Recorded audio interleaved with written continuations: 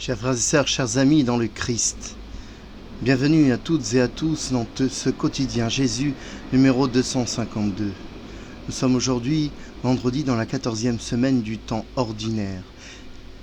Au nom du Père et du Fils et du Saint-Esprit, Amen.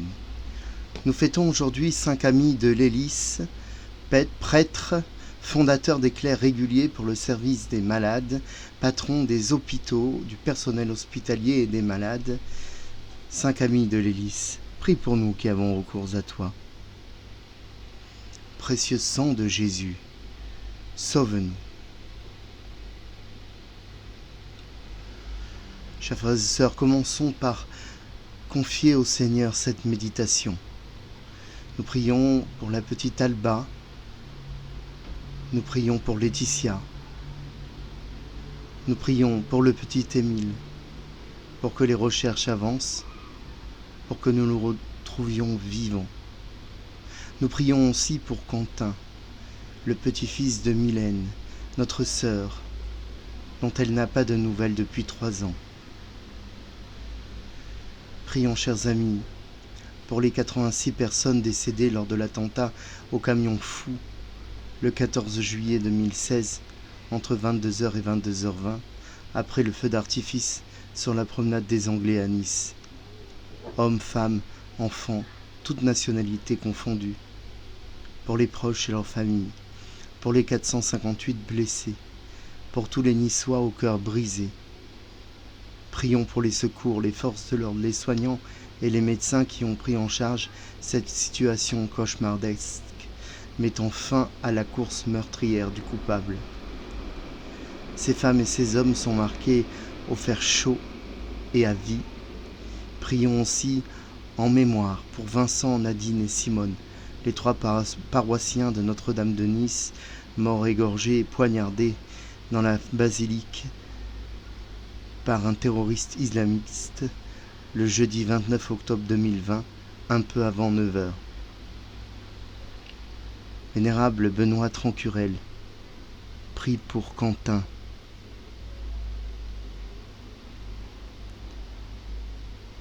Notre-Dame du Lot, prie pour Quentin et pour nous qui avons recours à toi. Notre-Dame de France, priez pour nous. Pardonne-nous, Seigneur, écoute-nous, Seigneur. Écoute nos lamentations, mais écoute aussi notre demande de pardon. Nous sommes tous responsables de ce qu'il se passe dans notre société. Nous sommes tous co-responsables. Nous devons lutter encore et toujours pour l'amour. Je confesse à Dieu Tout-Puissant, et je reconnais devant vous, frères et sœurs, que j'ai péché en pensée, en parole, par action et par omission. Oui, j'ai vraiment péché. C'est pourquoi je supplie la bienheureuse Vierge Marie, les anges et tous les saints, et vous aussi, frères et sœurs, de prier pour moi le Seigneur notre Dieu. Que Dieu Tout-Puissant nous fasse miséricorde, qu'il nous pardonne nos péchés et qu'il nous conduise en sa vie éternelle. Amen. Seigneur, prends pitié. Ô Christ, prends pitié. Seigneur, prends pitié.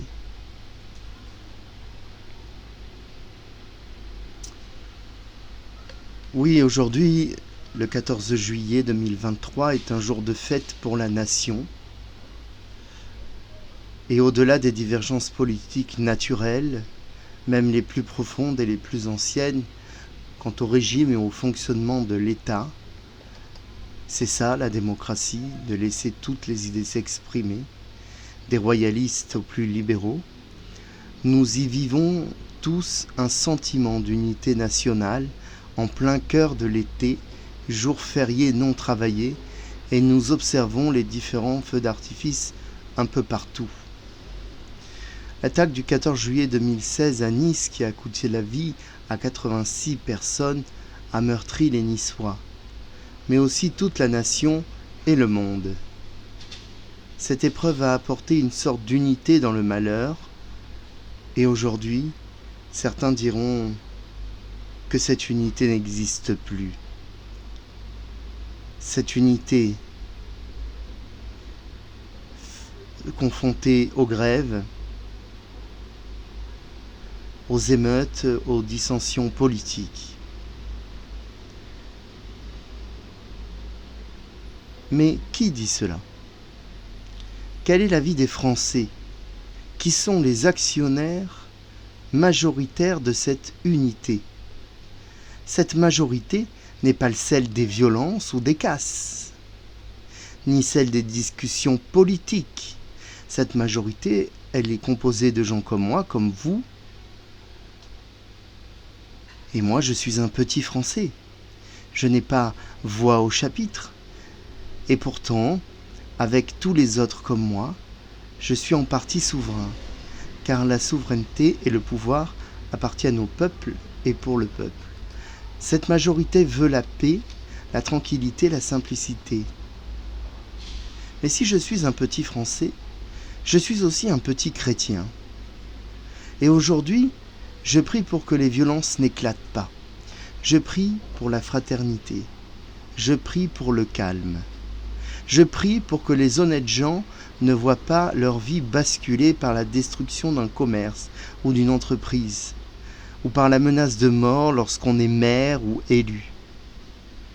Je crie et je prie parce que j'adhère aux valeurs fondamentales et ancestrales de notre pays, dont je ne renie rien, mais parce que je sais que si le peuple est souverain, Dieu est roi. Dieu est roi. Et Dieu nous regarde avec amour et tendresse comme ce peuple qui a très vite transmis son évangile pour le bien de l'Église.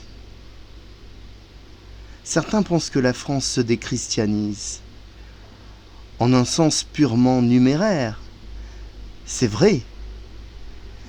Mais tant qu'il restera en France un chrétien, elle sera et restera la fille aînée de l'Église, riche de son histoire, de sa langue, de ses monuments, de l'omniprésence de Dieu et de Jésus-Christ, quoi qu'on en dise, et de la bienheureuse Vierge Marie auprès des siens. Combien de sanctuaires mariaux, combien d'églises fabuleuses, de cathédrales, combien de sacrés-cœurs, combien de monastères, de couvents. Oui, la France est chrétienne. Cela ne veut pas dire qu'elle n'accepte pas les autres religions, bien au contraire. Mais la France est chrétienne.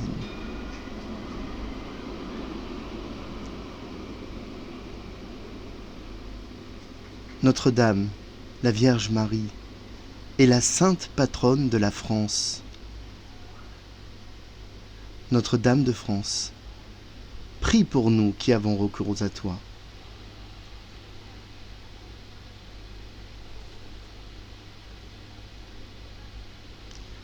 Nous lisons aujourd'hui dans l'évangile de Jésus-Christ selon saint Matthieu. En ce temps-là, Jésus disait à ses apôtres: « Voici que moi je vous envoie comme des brebis au milieu des loups. Soyez donc prudents comme les serpents et candides comme les colombes. Méfiez-vous des hommes. Ils vous livreront aux tribunaux et vous flagelleront dans leurs synagogues. Vous serez conduits devant les gouverneurs et des rois à cause de moi. Il y aura là un témoignage pour eux et pour les païens. Quand on vous livrera, ne vous inquiétez pas de savoir ce que vous direz ni comment vous le direz.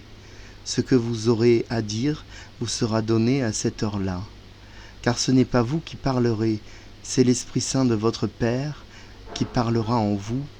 Le frère livrera son frère à la mort et le père son enfant. Les enfants se dresseront contre les parents et les feront mettre à mort. Vous serez détestés de tous à cause de mon nom. Mais celui qui aura persévéré jusqu'à la fin, celui-là sera sauvé. Quand on vous persécutera dans une ville, fuyez dans une autre. Amen, je vous le dis, vous n'aurez pas fini de passer dans toutes les villes d'Israël quand le Fils de l'homme viendra. Nous acclamons ta parole. Louange à toi, Seigneur Jésus.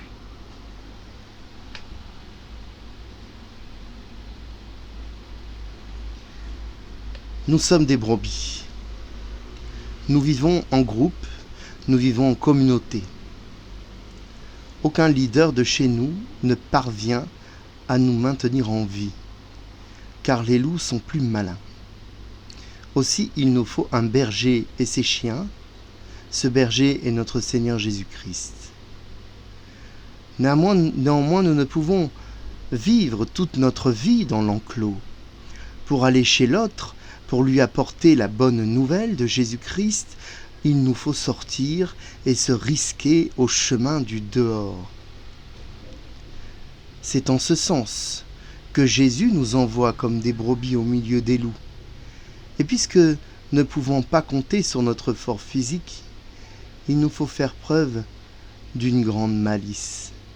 À l'image du serpent qui a piégé Adam et Ève, non pour piéger à notre tour, mais pour mettre à mal le plan des piégeurs. Il nous faut être blancs, non de peau, mais d'âme, comme les colombes sont blanches, avec un cœur pur, un esprit sans mauvaise pensée. Il y a là un antagonisme qu'il semble compliqué de vivre. Comment être à la fois le serpent et la colombe ?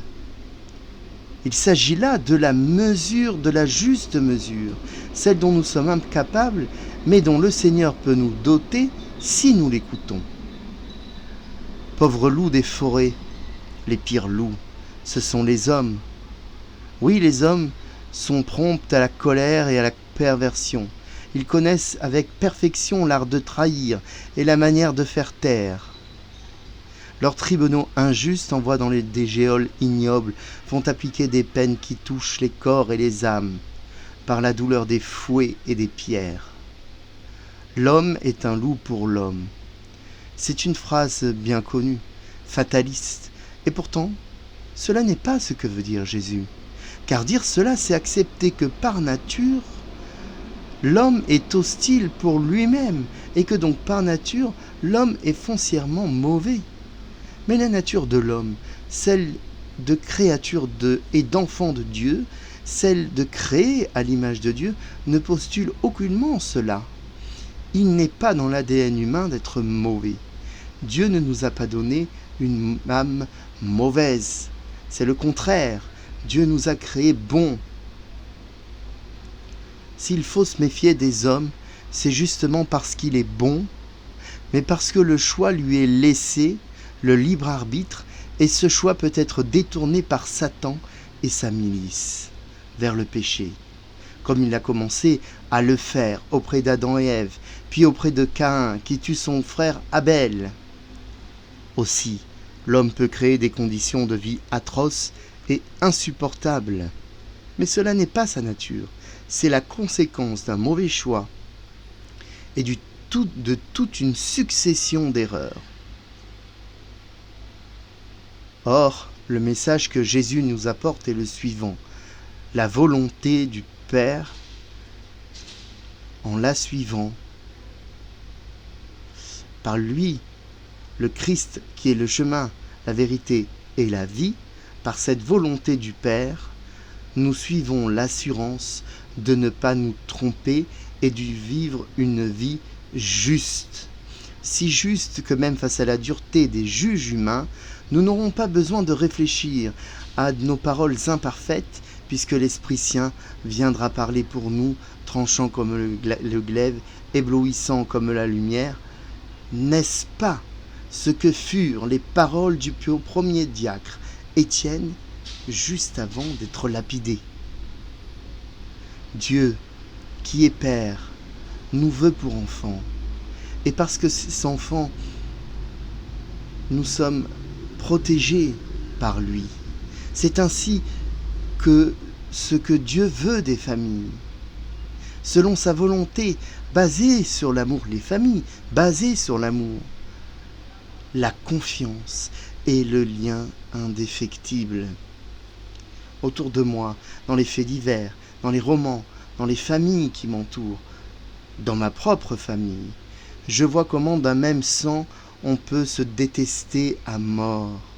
Je vois comment des frères ou des sœurs se disent des choses immondes qui les éloignent, parfois jusqu'à la mort. Je vois des enfants qui ont tourné le dos à leurs parents, des mères éplorées et abandonnées par un fils, des mères qui crèvent parce que leur fils les a abandonnés.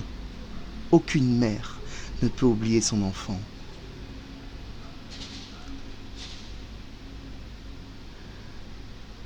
Je vois aussi des foyers qui éclatent, des couples qui se séparent, qui laissent tomber sur leurs enfants sans le vouloir, ou même parfois de façon impuissante parce qu'ils subissent le divorce, qui laissent tomber ces cendres incandescentes de la rupture. Je sais ce dont je parle, je suis enfant de divorcé. Je connais ces cendres incandescentes. Je vois des vieux laissés à l'abandon dans leur indigence, ou dans des maisons de retraite insalubres, auprès de soignants pour certains malveillants. Ces soignants malveillants, qui sont une minorité, font beaucoup de mal et salissent l'honneur des autres soignants qui, eux, font un travail magnifique. Je vois tout cela. Guidés par leur orgueil, ces gens ne veulent pas, et j'en fais partie, accéder au pardon.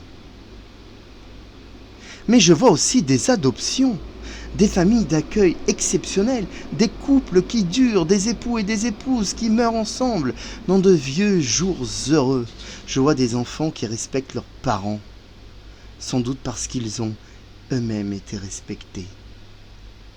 Si l'Église accorde tant d'importance à la famille et à son intégrité, c'est parce que justement, elle est la première cellule ecclésiale, le lieu de toute rencontre et le début de toute vie. La stabilité des familles augure sur la stabilité d'un État et la probité de l'Église. Pour toutes ces raisons, parce qu'elles ne vont pas dans le libéralisme ambiant, où tout est permis, surtout le pire, nous sommes persécutés. Nos idées sont considérées dangereuses, tantôt de gauche et tantôt de droite, d'extrême droite même, et plus extrême encore que la droite. S'il y avait plus extrême que l'extrême, on nous y mettrait. Parce que les lobbies ont installé des normes qui n'existent pas et les imposent comme des modèles à suivre. C'est pour cela que nous sommes persécutés. Alors oui, nous sommes moqués, nous sommes muets, nous sommes trahis par nos brebis galeuses. Mais le Seigneur est là, avec nous, en nous, pour notre bien et notre salut.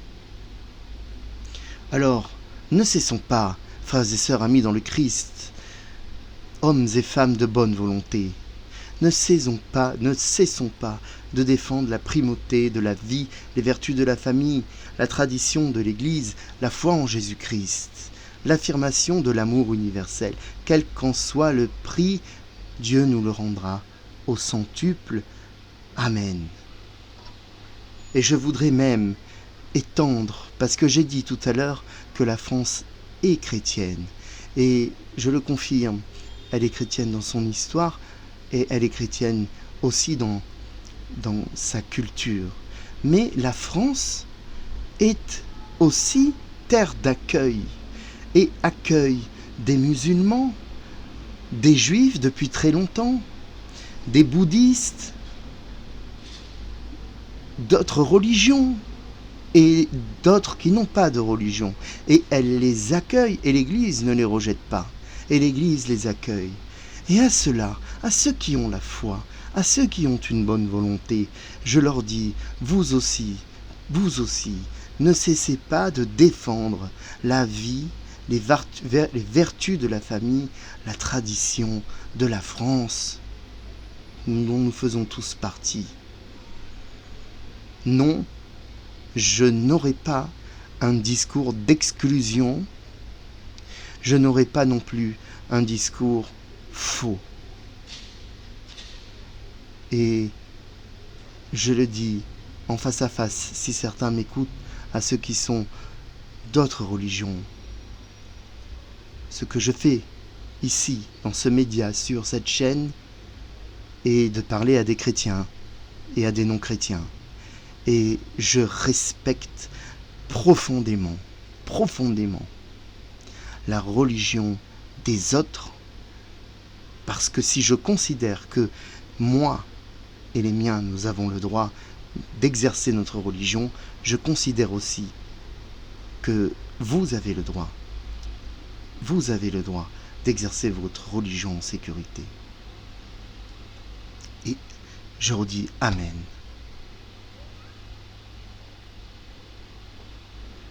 Prions, chers frères et sœurs.